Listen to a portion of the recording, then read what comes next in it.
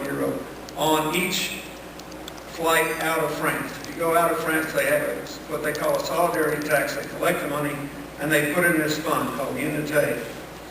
Then about a dozen other countries have imposed very modest fees on their airline taxes. They send that in. Then a dozen more countries, give or take, give voluntary contributions into this fund, all from governments. Then Unité, run by its creator, Philippe Douste-Blazy, who was foreign minister of France under President Chirac, they called me. They said, would you handle for us the purchase, and the whole purpose of the fund is to buy drugs for poor people. That's what it does. So they called up, they said, we want, because of your success in cutting the price of AIDS drugs, would you buy the second line AIDS medicine, because this will let you bring the price of that down, and the children's medicine. So we did it, and we got this breathtaking price reduction, and it's saving over 300,000 kids' lives a year. So that's the good news. But then we have now all these problems I just described. And I know exactly what's going to happen. The administration did the right thing, but I have the same experience. We have started building healthcare systems out in countries so that we're not just there helping people. We want them to be able to help themselves. We're training medical personnel, building clinics, training community workers and all this. And what happens is, when you reach out, more people show up. And so you have to have some way of dealing with this problem. So Douste-Blazy and I were talking about this, and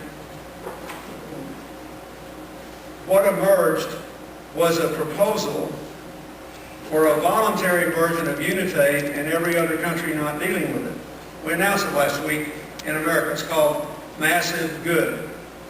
And it gives everybody who buys an airline ticket, including all the major online sellers who are helping us with this, the opportunity to just click and add another $1 or $2 to voluntarily, it's totally voluntary, not like France, to any airline ticket they buy or hotel reservation they make. So that, I have no idea if we'll raise any money, but we're trying to get the Chinese to do it with us too, for their major airline sellers, and then we'll try to line a lot of other people out. But the point I'm trying to make is none of this would even be conceivable if it weren't for the internet. If it weren't for online purchases, this would be unthinkable. And this may cut the Gordian knot. That is, it may enable the United States and other governments to go out there and help developing countries build the healthcare systems they need while meeting the need for medicine. That is going to go up because people are living longer. And the same thing is true in malaria. It's not just AIDS, in a lot of other areas. So I ask you to think about that. Now, let's take that as a specific example of a more general problem. If you accept for a moment that the biggest problems in the world are inequality, instability, and unsustainability, those problems manifest themselves in very different ways in wealthy and in poor countries. In poor countries, like Haiti now, where I'm working on the earthquake recovery, in the African countries, in the Southeast Asian countries, in the Latin American countries where we do economic and healthcare work, the biggest problem invariably is capacity. Intelligence is evenly distributed, hard work is evenly distributed, but capacity is often not there. Capacity that all of us now take for granted.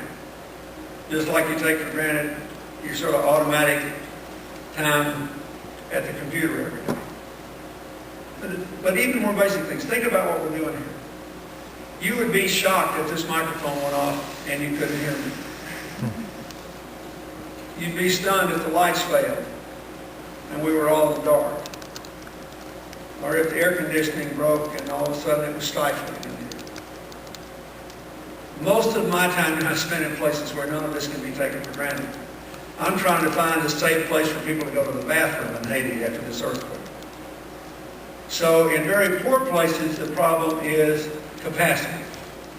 Is corruption an issue? Yes. Also addressed with the internet, by the way. We're going to have instantaneous posting of all donations and all expenditures on the internet so that people can check it.